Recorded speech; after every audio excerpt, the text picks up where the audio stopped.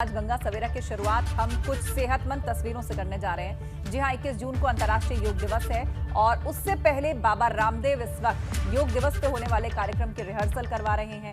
आपको सीधे लिए चलते हैं बाबा रामदेव किस तरह से योग की रिहर्सल कर रहे हैं, आसन कर रहे हैं, आप भी देखिए।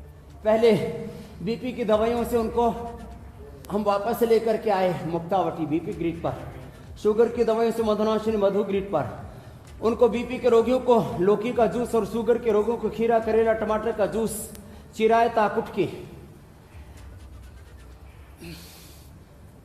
गिलोय सदाबहार गुणमार के साथ उनको ये एक एक पैर से या दोनों पैरों से ऐसे ऐसे करवा देते हैं। अर्धलासन, पादवृत्तासन, चक्रिकासन। पहले हम एलोपैथी की दवाइयों को बंद करवाते हैं, फिर आयुर्वेद पर उसको शिफ्ट करते हैं, फिर आयुर्वेद की दवाइयों को भी बंद कराते हैं। मैं कहता हूं हमें सबको आत्मनिर्भर बनना है। हमने शुगर के लिए मधुनाशिनी मधुग्रीट उसको ये नहीं कहा कि आपको जीवन भर खाना। आप प्रकृति की ओर लौटो, अपनी जड़ों से जुड़ो और पूरी तरह से आप अपने आप को आत्मनिर्भर बनाओ। और ऐसे फिर थोड़ी देर श्वास। ये तो ओबेसिटी के लिए करना है। लोगों को कमर में दर्द भी बहुत ज्यादा, उसके लिए बेस्ट है मरकट आसन। अब कमर दर्द के लिए बता रहे तो मैं कह रहा था, हमने लोगों के असाध्य रोग मिटाए।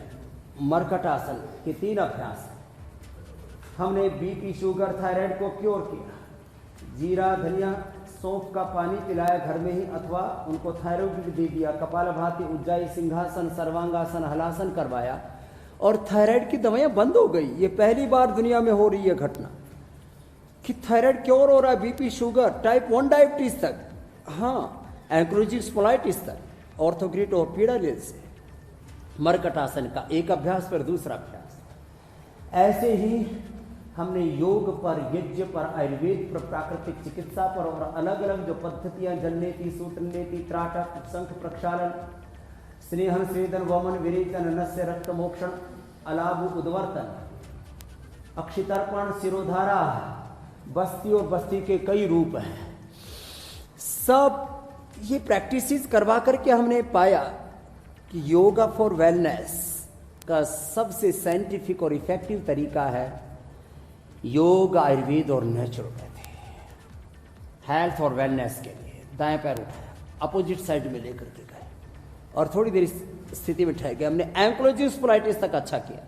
कम से कम कमर के ये 5 आसन सबको कर लेने चाहिए। 5-7 आसन भी कर लिए। वैसे तो कुल हम 12 अभ्यास बताते हैं, ओबेसिटी के लिए 12 अभ्यास, स्पाइनल कोड के लिए, लेकिन इसमें 6 अभ्यास भी कोई कर ले कम से कम।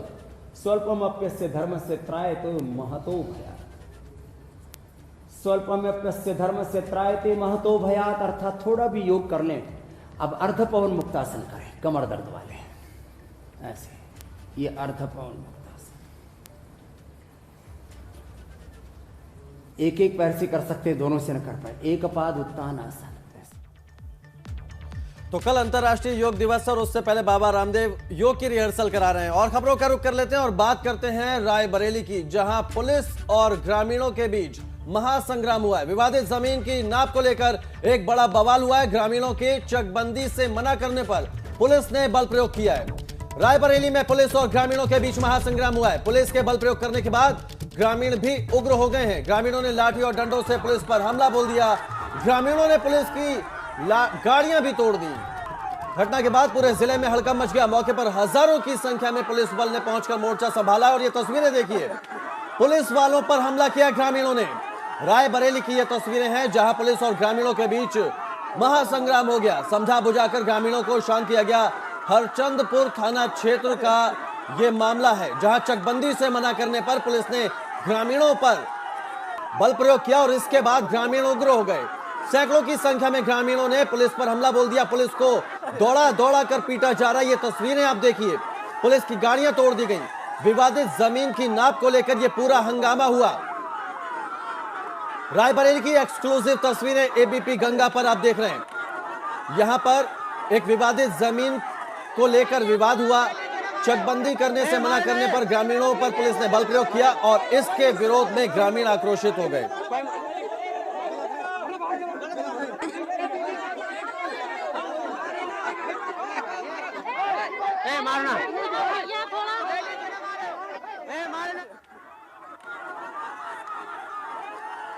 तो ये 5 तस्वीरें देखिए। पुलिस ग्रामीणों में झड़प, चकबंदी को लेकर बवाल, पुलिस वालों पर हमला हुआ और पुलिस की गाड़ियां भी तोड़ दी गई। मौके पर इसके बाद भारी फोर्स को तैनात किया गया। बहुत समझा बुझाकर ग्रामीणों को शांत कराया गया। रायबरेली में यह पूरा हंगामा एक विवादित जमीन को लेकर हुआ। चकबंदी से मना करने पर पुलिस ने ग्रामीणों पर बल प्रयोग किया तो ग्रामीण भी आक्रोशित हो गए और पुलिस पर हमला बोल दिया। ये एक्सक्लूसिव तस्वीरें हम आपको रायबरेली से दिखा रहे हैं। देखिए, पुलिस वालों को दौड़ा दौड़ा कर ग्रामीण लाठी डंडों से पीट रहे हैं। हरचंदपुर थाना क्षेत्र के कमंगलपुर गांव में उस समय हड़कंप मच गया जब ग्रामीणों व पुलिस के बीच जबरदस्त मुठभेड़ हुई, जिसमें कि ग्रामीणों व पुलिस की तरफ से दोनों की तरफ से यहां पर बल का प्रयोग किया गया। एक तरफ से लाठी डंडे लेके ग्रामीण यहाँ पर पुलिस को दौड़ाते दिखे तो दूसरी तरफ पुलिस ने भी बल का जबरदस्त प्रयोग किया, जिसके बाद काफ़ी हंगामा रहा। आप देख सकते हैं कि हमारे साथ ग्रामीण हैं जो अभी भी यहाँ पर मौजूद हैं, जो चकबंदी यहाँ पर न होने के बावजूद भी यहाँ नपाई, ज़मीन की नपाई का ग्रामीण विरोध कर रहे थे, जिसके बाद पुलिस ने बल का प्रयोग किया। पुलिस के बल के प्रयोग करने के बाद ग्रामीण भी काफ़ी उग्र हो गए और लाठी डंडे लेकर पुलिस के विरोध में खड़े हो गए। आप देख सकते हैं कि पूरी तरह से यहाँ पर भीड़ मौजूद है, लगभग हजारों की संख्या में यहाँ पर ग्रामीण मौजूद हैं। और साथ ही दूसरी तरफ आप देख सकते हैं कि जो ये नहर की पटरी है, नहर की पटरी के किनारे यहाँ से लेकर लगभग 500 मीटर जो मेन रोड है वहाँ तक पुलिस फोर्स भारी संख्या में यहाँ पर मौजूद है। लोग यहाँ पर अभी भी खड़े हुए हैं।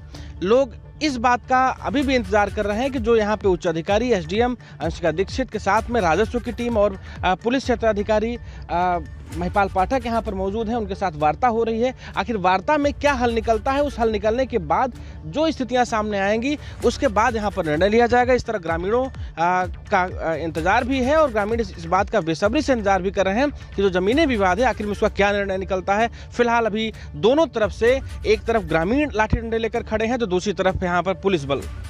रायबरेली से कैमरा रविंद्र साथ पंकज सिंह, एबीपी गंगा।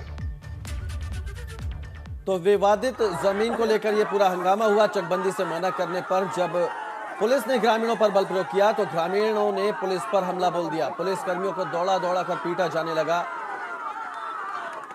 फिलहाल अभी इस बात पर सभी ग्रामीणों की निगाहें टिकी हैं कि आखिर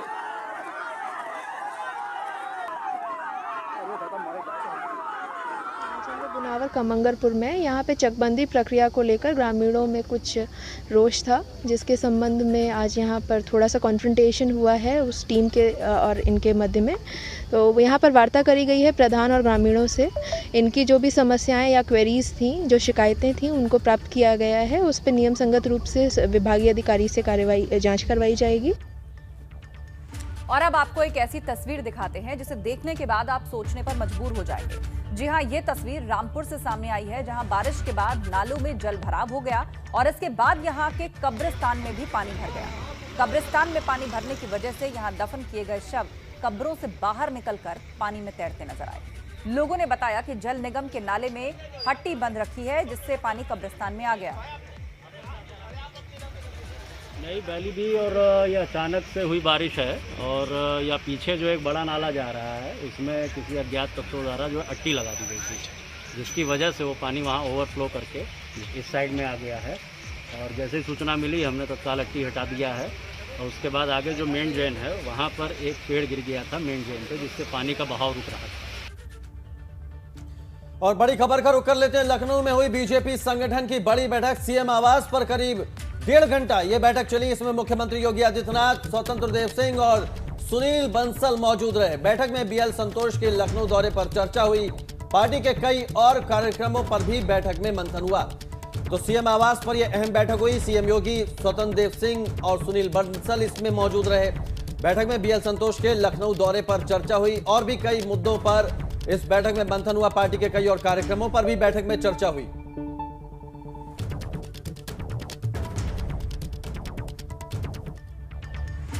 और इससे पहले रविवार को भारतीय जनता पार्टी के प्रदेश अध्यक्ष स्वतंत्र देव सिंह ने पार्टी के विभिन्न मोर्चों के प्रदेश अध्यक्षों की घोषणा की और पार्टी के प्रदेश अध्यक्ष स्वतंत्र देव सिंह ने प्रांशु दत्त द्विवेदी को युवा मोर्चा, गीता शाक्य राज्यसभा सांसद को महिला मोर्चा, कामेश्वर सिंह को किसान मोर्चा, नरेंद्र कश्यप जो पूर्व सांसद है उनको पिछड़ा वर्ग मोर्चा, कौशल किशोर जो कि सांसद है उनको अनुसूचित जाति मोर्चा और संजय गोंड को अनुसूचित जनजाति मोर्चा और कुंवर सिंह बासित अली को अल्पसंख्यक मोर्चा का प्रदेश अध्यक्ष घोषित किया।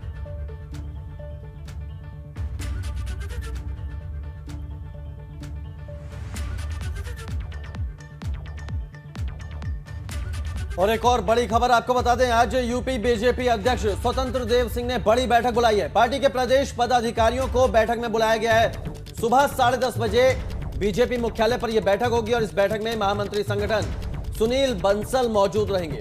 पार्टी के प्रदेश महामंत्री और प्रदेश उपाध्यक्ष भी इस बैठक में मौजूद रहेंगे। नवनियुक्त प्रदेश उपाध्यक्ष अरविंद शर्मा बैठक में शामिल नहीं होंगे। बैठक में बीएल संतोष के 2 दिन के लखनऊ दौरे को लेकर चर्चा होगी। पार्टी के आने वाले कार्यक्रमों पर भी रणनीति बनेगी इस बैठक में। इसके अलावा बैठक में 1918 मंडलों पर होने वाले योग दिवस कार्यक्रम की रूपरेखा भी तय की जाएगी। तो बीजेपी प्रदेश अध्यक्ष स्वतंत्र देव सिंह ने बड़ी बैठक बुलाई है। नवनियुक्त प्रदेश उपाध्यक्ष अरविंद शर्मा इस बैठक में शामिल नहीं होंगे।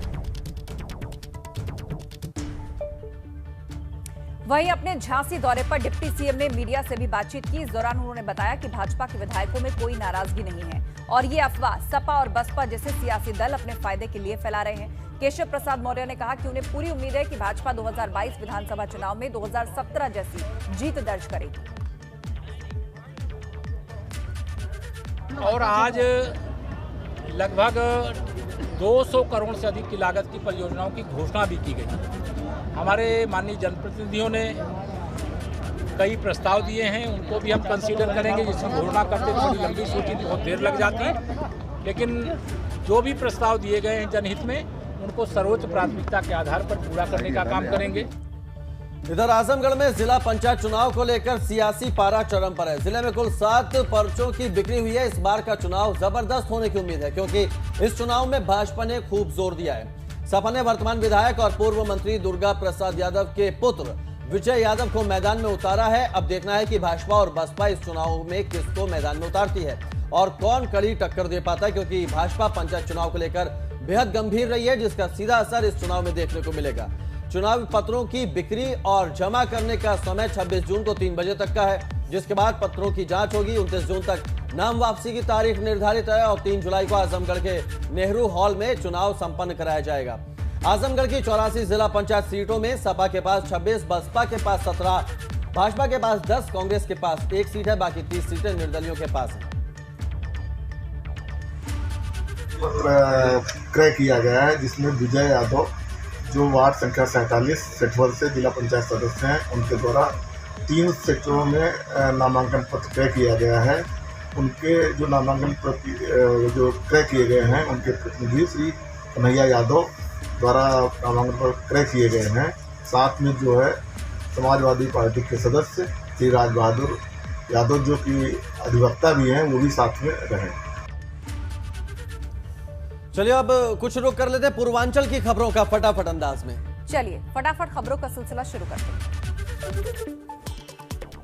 मऊ में मुख्तार अंसारी के करीबी गुर्गे गैंगस्टर सुरेश सिंह की लगभग 2 करोड़ की संपत्ति कुर्क की गई। जिला प्रशासन ने गैंगस्टर एक्ट 14A के तहत कुर्की की कार्रवाई की। इस दौरान मौके पर पुलिस फोर्स भी रही। देवरिया जेल के अंदर फोन का इस्तेमाल हो रहा है। आरोपी जेल में फोन के सहारे बातचीत कर रहे हैं। इसका वीडियो अब सोशल मीडिया पर वायरल हो रहा है। फिलहाल जेल प्रशासन मामले की जांच कर रहा है। आजमगढ़ में पुलिस ने 4 इनामी शराब माफिया को गिरफ्तार किया। इन लोगों की तलाश पुलिस को काफी वक्त से थी।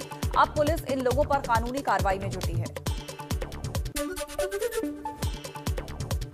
नोएडा में पुलिस को कामयाबी मिली है। पुलिस ने व्हाट्सएप के जरिए सेक्स रैकेट चलाने वाले गिरोह का पर्दाफाश किया है। पुलिस ने इस गिरोह के 2 सदस्यों को गिरफ्तार किया है। कुशीनगर में किडनैपिंग की वारदात का पुलिस ने 24 घंटे के अंदर खुलासा किया और किडनैप हुए युवक को बरामद किया। पुलिस ने मामले में 4 आरोपियों को भी गिरफ्तार किया। अब इनसे पूछताछ जारी है। गोरखपुर में कोरोना के खौफ के बीच यूनिवर्सिटी में नए सत्र के शुभारंभ की बैठक बुलाने से शिक्षकों, अधिकारियों और कर्मचारियों में डर फैल गया है और इनका दर्द सोशल मीडिया पर छलका।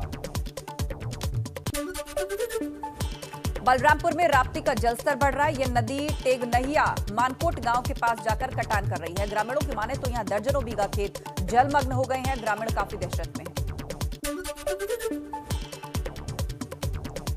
गाजीपुर में किसानों की मेहनत पानी हो गई, उनका गेहूं बर्बाद हो गया। क्रय केंद्र पर उनका गेहूं भीग गया था। अब किसानों ने डीएम से मदद की गुहार लगाई है। डीएम ने इन लोगों को मदद का भरोसा भी दिया।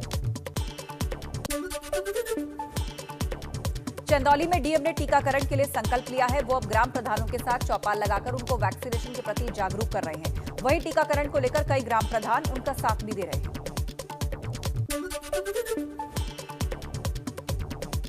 वाराणसी के रहने वाले ललित उपाध्याय का नाम टोक्यो ओलंपिक के लिए भारतीय टीम की ओर से चुना गया है। इस खबर से ललित के पूरे परिवार में उत्साह है। परिवार में सभी लोग ललित की कामयाबी से खुश हैं। और चलिए खबरों में आगे बढ़ते हैं, बात करते हैं गंगा दशहरा की। आज गंगा दशहरा है। आज के दिन लाखों श्रद्धालुओं के आस्था की डुबकी लगाने की परंपरा है, लेकिन इस बार आस्था की डुबकी में कोविड कर्फ्यू बाधा बन सकती है। आपको बता दें, मां गंगा के अवतरण दिवस के रूप में मनाए जाने वाले पर्व गंगा दशहरा के दिन स्नान के लिए श्रद्धालुओं की भारी भीड़ उमड़ती है। और अगर गंगा दशहरा के इतिहास की बात करें तो माना यह जाता है कि गंगा दशहरा के दिन ही मां गंगा धरती पर आई थी और भागीरथ के पुरखों का उद्धार किया था। गंगा दशहरा के दिन स्नान करने का विशेष महत्व माना जाता है और यही वजह होती है कि देश के कई राज्यों से श्रद्धालु गंगा दशहरा के दिन स्नान करते हैं। तो आज गंगा दशहरा है। आज के दिन गंगा स्नान का विशेष महत्व है, लेकिन कोरोना काल के चलते इस बार काफी सूना सूना सा ये पर्व नजर आ रहा है। मान्यता है कि गंगा दशहरा के दिन ही गंगा अवतरित हुई थी धरती पर और भागीरथ के पुरखों का उद्धार किया था। इसी भावना से जोड़ते हुए सभी जो भक्त हैं अलग अलग राज्यों से आते हैं, गंगा स्नान करते हैं, पूजा अर्चना करते हैं और ये मान्यता है कि स्नान से शुभ फल की प्राप्ति होती है और इसीलिए गंगा में खास तौर पर आज के दिन स्नान करने की परंपरा रही है। लेकिन कोरोना काल के चलते, इसके दिशा निर्देशों के चलते इस बार वो रौनक नजर नहीं आ रही घाटों पर। और इसी खबर पर ज्यादा जानकारी के साथ हमारे संवाददाता हमारे साथ जुड़ गए। प्रयागराज से मोहम्मद मोइन, वाराणसी से नीतीश पांडे और हरिद्वार से रोहित शिकोला। सबसे पहले रुख कर लेते हैं रोहित का हरिद्वार में, क्योंकि बात यह है वहां पर प्रशासन ने आज के दिन जो स्नान है उसको सांकेतिक मनाने की अपील की है। रोहित, किस तरह की सख्ती बरती जा रही है, क्योंकि हरिद्वार में जो पुलिस प्रशासन है उसने आज के स्नान को सांकेतिक मनाने की अपील की और बॉर्डर पर चेकिंग की जा रही है। सबसे पहले आप बताइए जानकारी। भाजी मैं बताना चाहूंगा, आज गंगा दशहरा, आज के दिन गंगा जी पहाड़ से उतर के पहली बार गंगा हरिद्वार में आती है और श्रद्धालु भारी संख्या में यहाँ हर वर्ष आते थे। मगर इस बार जिला प्रशासन ने कोरोना को देखते हुए कोविड कर्फ्यू लगा रखा है, जिसके चलते 2 दिन 20 तारीख और 21 तारीख को हरिद्वार में कोई भी यात्री हरिद्वार में नहीं आएगा। बोर्डों पर सील कर दिया गया और हरकी-पौड़ी क्षेत्र को पूरी तरह से पुलिस प्रशासन ने सील किया हुआ है। जहाँ लाखों की संख्या में श्रद्धालु हरकी-पौड़ी बोलते थे, वहाँ आज इक्का दुक्का दिखाई दे रहा है और इसके अलावा अन्य घाटों पे कुछ संख्या में श्रद्धालु गंगा स्नान कर रहे हैं। जी, तो क्या लोगों को आने दिया जा रहा है? क्या स्थानीय लोग स्नान कर पा रहे हैं रोहित?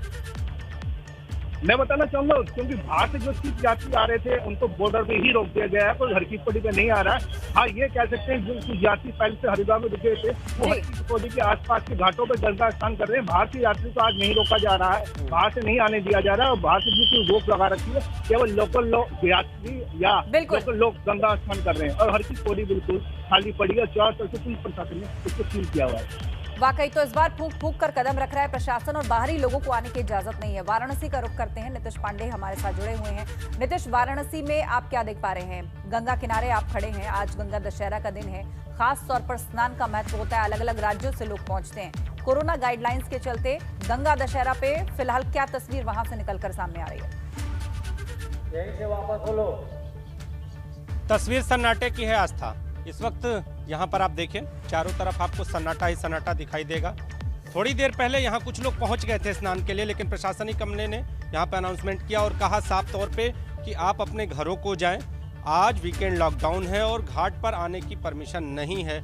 आप अपनी सुरक्षा करें और घाट से घर की ओर लौट जाएं। तो पूरे घाटों पर सन्नाटा आपको पसरा दिखाई देगा।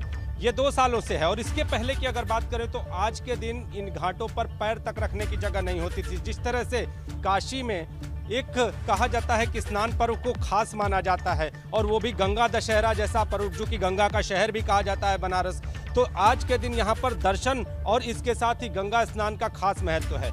जिस तरह से भगीरथ के पुरखों को गंगा ने तारा था, तो ऐसे में 10 प्रकार के पापों का क्षरण होता है गंगा के स्नान से।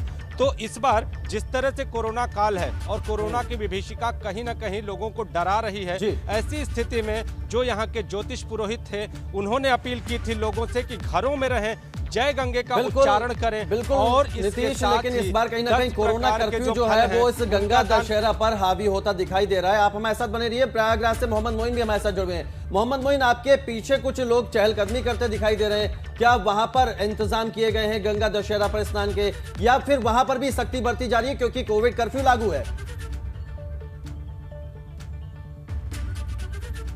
गंगा का अवतरण दिवस, गंगा दशहरा के रूप में आज संगम नगरी प्रयागराज में भी पूरी आस्था और श्रद्धा के साथ मनाया जा रहा है।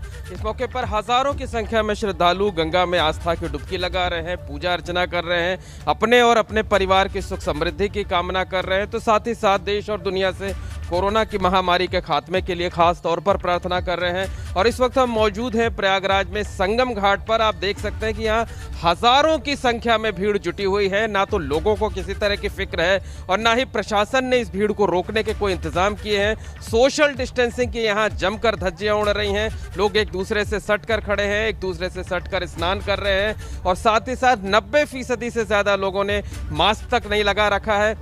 आप देख सकते हैं कि पूरा जो संगम का घाट है, दूर तक जहां तक नजर जाएगी आपको भीड़ ही भीड़ नजर आएगी। लोग पानी के अंदर, घुटने भर पानी के अंदर घुस करके किनारे घाट तक जा रहे हैं। और सामने का जो घाट है, जो जहां पर मेन संगम है, जहां पर गंगा और यमुना नदियों का मिलन होता है, वहां पर देखिए किस कदर भीड़ है। इतनी भीड़ है कि तिल रखने तक की जगह नहीं है। कहीं कोई वीकेंड लॉकडाउन का पालन नहीं हो रहा है। एक तरफ दूसरी लहर के बाद अब जब केसेस ढलान पर है और विशेषज्ञ ये कह रहे हैं कि लोगों ने यदि लापरवाही करी तो तीसरी वेव भी जल्दी आ सकती है। तो ऐसे में प्रशासन की जिम्मेदारी बढ़ जाती है, लोगों की जिम्मेदारी बढ़ जाती है कि ये नौबत ना आने दे। आप तीनों का बहुत शुक्रिया। बिल्कुल, और गंगा सवेरा में रुक कर लेते हैं कुछ और खबरों का। और बड़ी खबर आ रही है, मुख्य सचिव आर.के. तिवारी ने जारी की है कोरोना के संबंध में नई गाइडलाइन। सुबह 7 बजे से रात 9 बजे तक खोली जा सकेंगी इन दुकानें। बड़ी खबर आपको बता रहे हैं, मुख्य सचिव ने नई गाइडलाइंस जारी की है। यूपी में कोरोना से जुड़ी नई गाइडलाइंस जारी हुई है। मुख्य सचिव आर.के. तिवारी ने ये नई गाइडलाइन जारी की है। इसके तहत सुबह 7 बजे से रात 9 बजे तक दुकानें खोली जा सकेंगी।